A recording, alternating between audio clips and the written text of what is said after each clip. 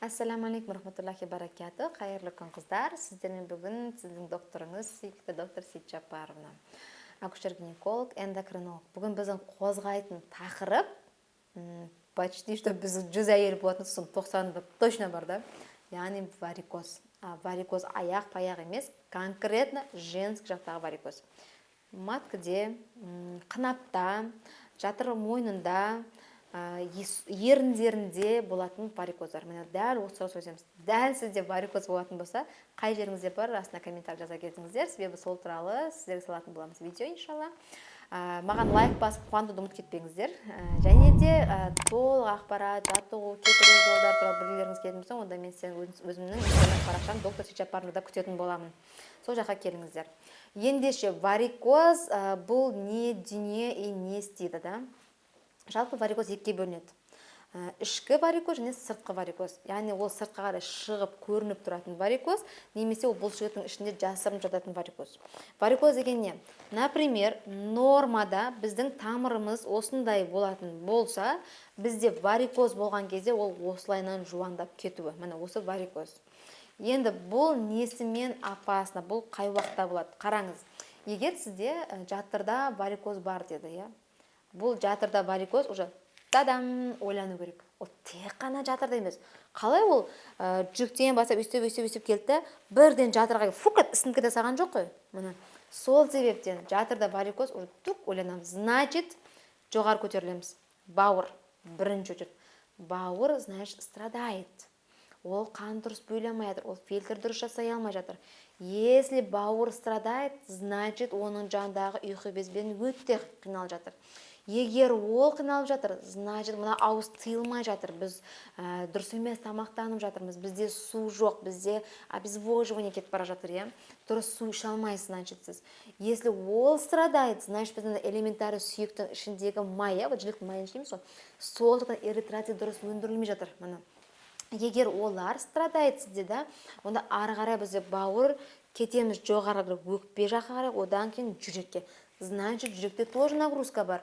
Байқайсыз ба? Андасында жүрек шаншуы мүмкін сізде. Вот, проблема қайдан. Вот. Сонда сіз бір жатырдың варикозын кетіру үшін тек қана жатырға бірдеңе істеу емес.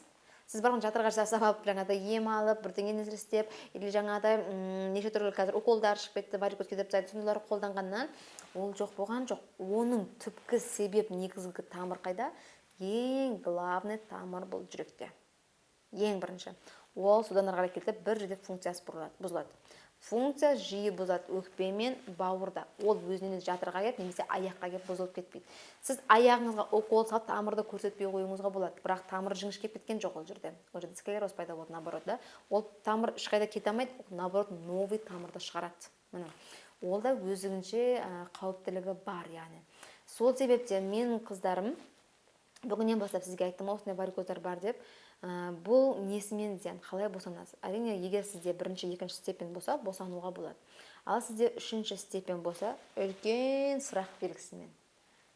Сіздің қанша балаңыз бар, бәрі түгел ма, сіздің өміріңізге қауіп, сізде тромбтары бар ма, сіздің УЗИіңіз не айтып тұр, УЗДГлардың бәрі жақсы шықты ма, жүрек ЭКГ, УЗИ сердца жақсы ма, да, вот, общий қан анализіңіз қалай, сізде гемостаз анализдері қалай, осылардың бәрін көресіз. Соған қарай шешім қабылданады. В чем опасно, да? Оның қандай қауіптілігі бар? Ең үлкен қауіптілігі разрыв. Немесе тамырдың жыртылуы, жарылуы. Жүктісіз, сіз білмейсіз, спокойно, қақа күліп жүресіз, и бірден тамыр жарылады.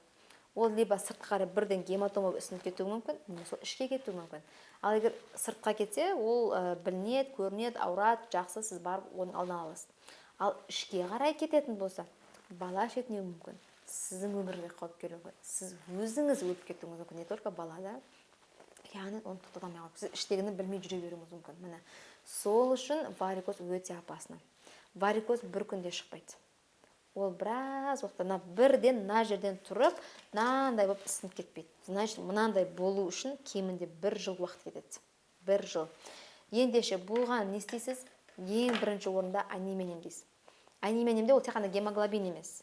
Трансферин, ферритин, железа, B12, B9, B6, сізде қайсы жеткілікті, қайсы жеткіліксіз. тромбоцит қалай тұр, эритроцит, түсті көрсеткіштер, оның ішінде МСВ, МСH бәрін көру керексіз. Не үшін не проблема болып жатыр. Одан бөлек бауыр ше, бауыр неге кінәліп жатыр? Бауыр неге өз қан тазалап бермей жатыр? Значит, ол жерде фильтр дұрыс емес. Значит, ол жерге либо май басты. Не обозначает, что ол арық қой, одан май жоқ. Арықтар тоже тексереді, оларда тоже май болуы мүмкін. Значит, углевод дұрыс қабылдап жатқан жоқсыз. Либо ол көбейіп кетті, сізде белок жоқ ағзада. Вот проблема қайда, в основном большинство болатын дүние.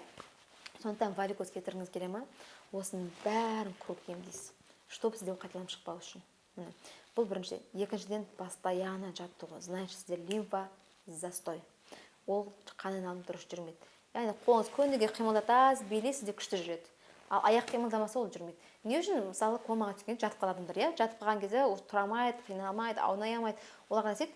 Дәрігерлер медсестралар айтып отырады, сол бойынша 1 сағат жатса, 1 сағаттан кейін жанын жатқызып қояды. Одан кейін қайтадан арқасын жатқызады, одан кейін мына жанын жатқызып қояды, иә? Сөйтіп қадағалап отырады. Неге?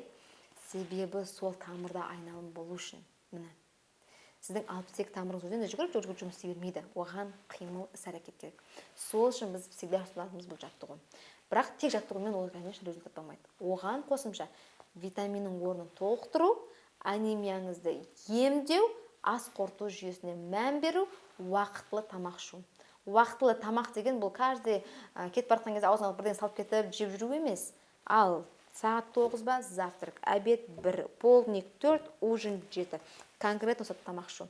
Мөлшермен есептеп отырып жеу. Оның ішінде углевод та болу керек, белок та болу керек, бәрі болу керек. Сонда ғана ол полноценное питание болады. Сол кезде сізде ағза қиналмайды. Кім кетіргісі келеді, ендеше маған жазыңыздар дайректке, Инстаграм парақшасына сіздермен жеке сөйлесетін боламыз.